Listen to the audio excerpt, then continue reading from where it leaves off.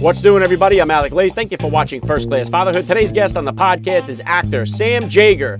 Sam starred on the very popular family TV series Parenthood, as well as The Handmaid's Tale and Why Women Kill. You can catch him on the upcoming Season 2 of The Politician, which begins on Friday on Netflix. So smack that subscribe button down below, and let's jump into it right now with actor Sam Jaeger on First Class Fatherhood.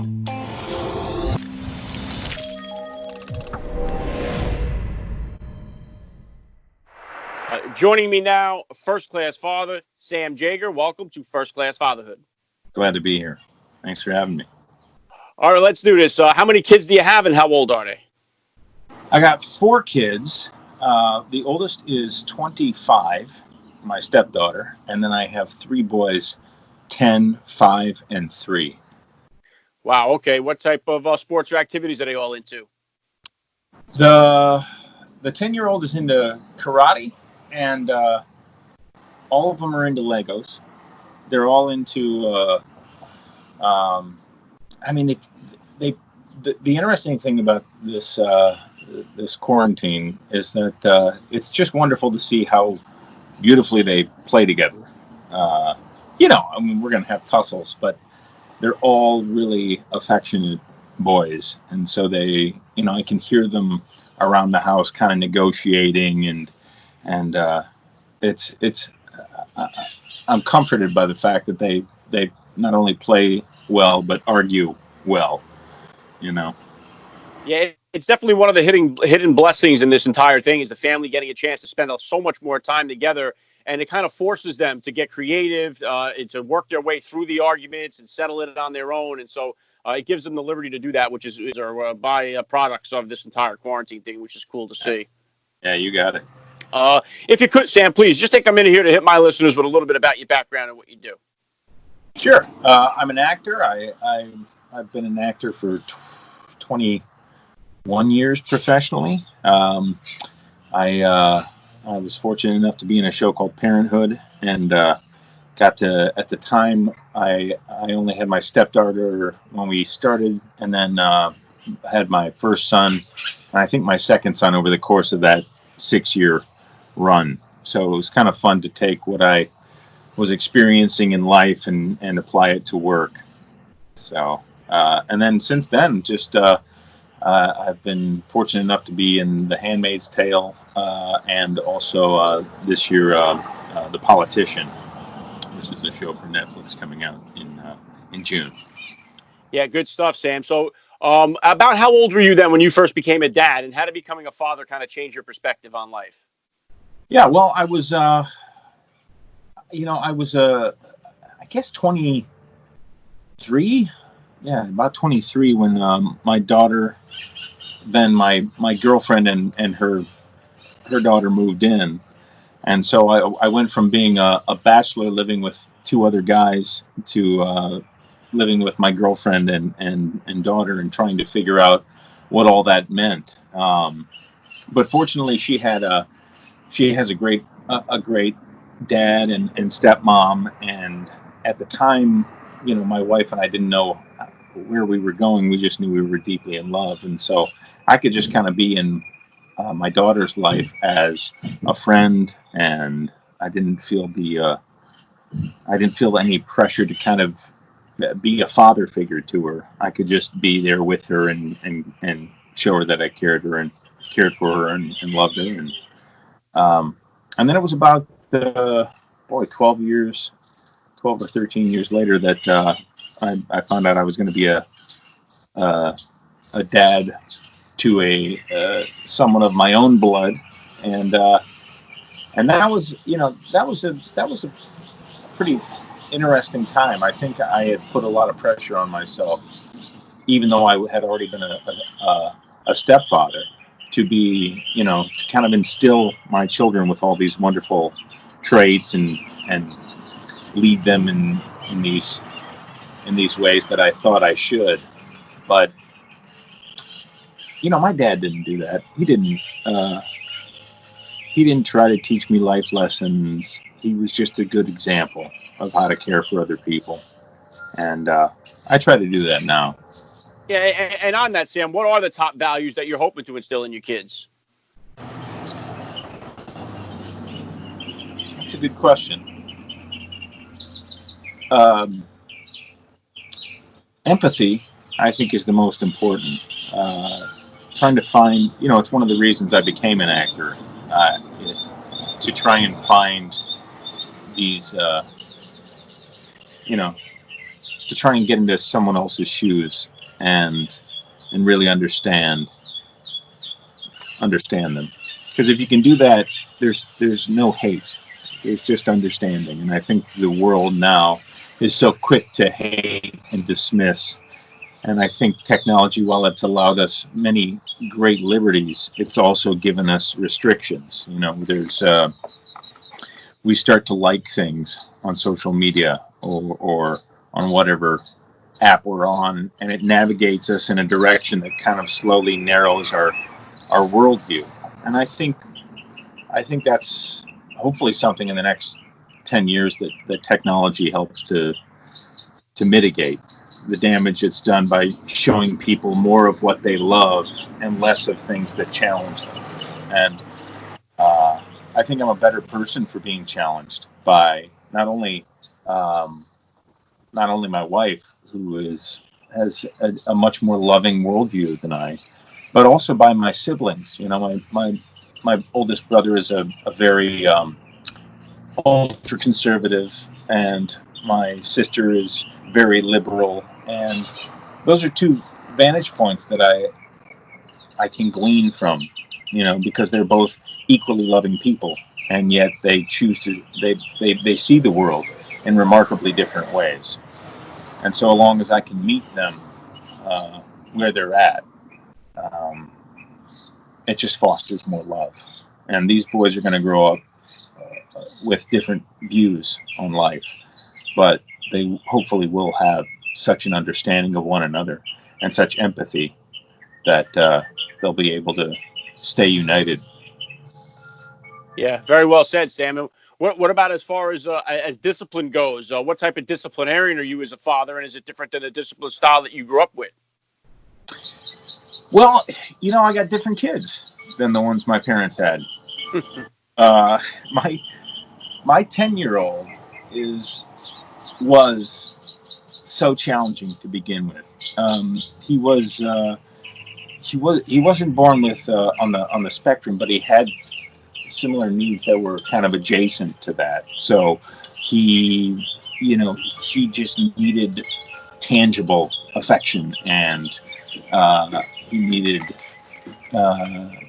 he's all about justice, and so he's all about fairness and what's fair and what isn't. And the second he sniffs out something that's not fair for him at 10, of course, it's hard for him to steer around that. So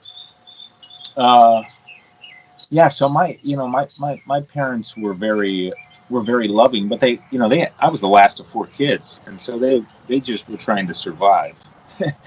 And fortunately, they loved each other and loved us, and that did the most work. That they took time, that they genuinely still care about all of us equally, and that they're equally fascinated by my job as an actor, and my sister's job as a nurse, and my oldest sister, who was a guidance counselor and is the mother of 4 kids, and it's just that's the thing that I take from how they raised us, and I try to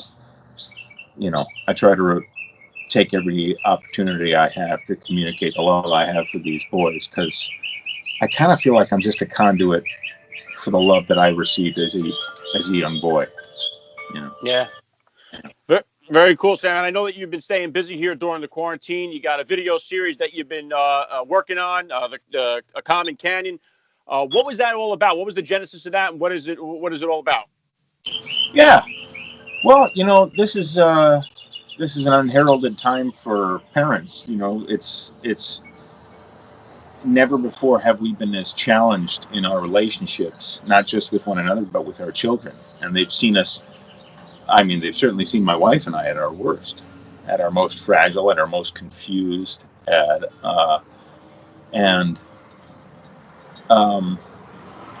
so Common Canyon is an extension of that. It was a moment for me to kind of clarify for myself what this is all about and to make sense of it for my wife and I, but also for my kids somewhere down the line, that they can look at this video series and really have some perspective on just how challenging this time has been.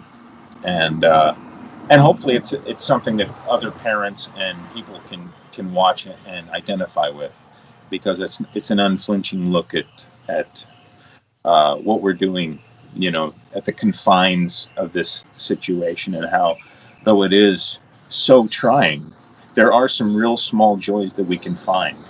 And like I said, watching my sons negotiate with one another, to apologize to one another without us prompting it, that's a real gift. And so this time can tear families apart, but it can also be an opportunity to do what I think our society has needed to do for a long time, which is slow down, be present with one another, take each other in, because we're not escaping, So the better we communicate to our children right now and to one another as spouses, the easier it is to make it through this time. So. Yeah, I agree, Sam. Very well said. And I think that as we do move forward here and get 6 months, a year down the line, and get back to sort of the hustle bustle of the real world, we'll look back and kind of miss this time where things did slow down and we had a chance to spend this time together. So I think you're trying to stay present and enjoy it while it's going on is difficult and challenging, but it can also be very rewarding if we give it a chance. So. And you mentioned there too that you play obviously in the Handmaid's Tale. Are there any roles as an actor that you specifically won't take because you're a father, or does that come into play at all when you choose which roles you're going to pick? Well, it becomes more difficult just because of location. Handmaid's Tale shoots in Toronto, so that's its own negotiation. Politicians shot a lot in New York City. So that's the big challenge. I don't feel that I won't take something if it's a bad guy, or if I'm able to look at the work as kind of does it help? Does it do some real good for society? Which I think I'm more attuned to now as a father than I was before. But when I started out in acting, I was like, I'm only going to do things that my grandmother would be proud of. And then that lasted like a year. And then I was like, okay, just things maybe my parents are proud of. And that lasted another year. And I was like, I think I'm just going to do, my standards for what I thought I should do, were all knocked down once I was like, well, that pays for a month of living. And so I was able to curb that. And you mentioned there too, The Politician. We got season 2 dropping soon here. What can we expect to see out of this season? It's a pretty sensational show. I mean, it kind of runs that line between really serious and really dark, and it shows what a sordid world the political realm is. It's there's very few people in it that you trust, but that doesn't mean it's not entertaining. I think it's kind of like Succession, that where we gravitate towards seeing how horrible mankind can be to one another, and yet looking for some sort of morality in there. But my character seems very easygoing and likable, and throughout the season we see that that's really not the case. So, yeah. And I know that we have Father's Day coming around the corner here. What does the perfect Father's Day look like for you? Boy. Well, I'd love to be with my father on Father's Day, but he's back in Ohio. So, I mean, I don't know. I just think spending time with the boys and really trying to get out in the world. I came to this realization at the beginning of the year. I told my wife, honey, I think the boys are old enough now. My 3-year-old's almost 4, and we can almost start to get out and explore and adventure. The first 3 years of a kid's life, you're just trying to make sure that they're safe. and then you can start to kind of venture out. And this quarantine has made it all the more necessary to try and just get some nature in in our view. And so hopefully maybe we'll take a walk, or I don't have many expectations for Father's Day. Just being with these kids and watching them. Like I'm watching my son right now. He's literally he's picked one of our flowers and is examining it. And I mean, just that I'm not running around right now and I'm able to see this. That's another great luxury of this time. Yeah, awesome. And what about as far as your plans and goals for the future here? What's coming up next for you? What can we expect to see? Well, I'm heading off to do Handmaid's Tale once this all clears, but also in the interim, I'm directing a feature that I'd written, and it's a very contained film about a man who is a security installation, a security system installer, and starts to spy on a couple that he installed a security system for. So it's a very dark, it's film noir, and it's set here in Los Angeles. And it kind of came out of all the hate crimes and so forth over the past couple of years, and trying to make sense of that and what our role is as white males. So it's a challenging piece, but it's an entertaining thriller, and it's going to be really difficult to put on, but I think especially with COVID-19, but it's something I really believe in, and I'll direct that this summer, and it'll be available next year. Awesome, Sam. And the last thing I want to hit you with here, I'd love to ask all the dads that I get on the podcast, what type of advice do you have for the new dad or for that about to be father who's out there listening? Oh, that's a good one. I think one thing I've been thinking about lately with this downtime, I guess you'd call it, is I think the role of the father has changed. We forever have been put the onus of being a provider on ourselves. And the definition of providing has changed so much. Right now, it's about providing a foundation for our boys and girls. Like letting them know that they're loved is really our highest aim, and communicating that we are fallible, that we aren't on a pedestal, that we, like looking at this last month, we do stumble as parents, that we're human, and yet we can always come back and show them love and communicate to them what was going on in our minds at that time. My wife is a great example. My wife is quick to temper, much quicker than I am, but she always comes back and apologizes to our boys and explains to them what's going on and why she was frustrated. Because it's easy to get frustrated with 3 boys in the kitchen when it's dinner time. I mean, but if you can just show your kids and communicate to them where you're at and why you did these things, and that it's it doesn't change the love we have for them, then I think we will have succeeded as parents, as fathers. Yeah, very well said. I love the message. This has been an honor for me. I got to say, Sam Jaeger, you're a first-class father all the way, and thank you so much for giving me a few minutes of your time here on First Class Fatherhood. Thanks, my friend. It's been a joy.